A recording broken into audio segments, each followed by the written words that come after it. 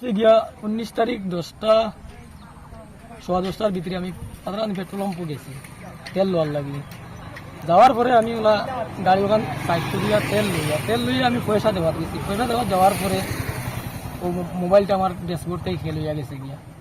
এরপরে আমি এদিন তারারে কইছি সিসি ক্যামেরা তোমার দেখাইবার লাগে, তারা দেখাইছে না।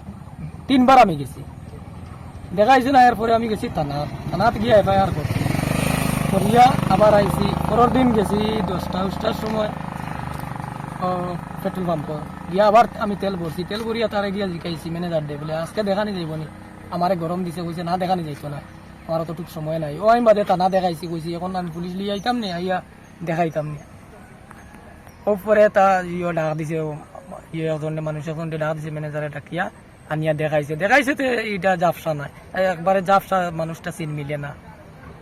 আবার এটা আমি যে জায়গাতে এফআইআর যার কাছে করছি তার কাছে আবার এই ভিডিও আমি দিছি, পাতারখান থানাতে কোনো এফআইআর ভিডিও দিছি।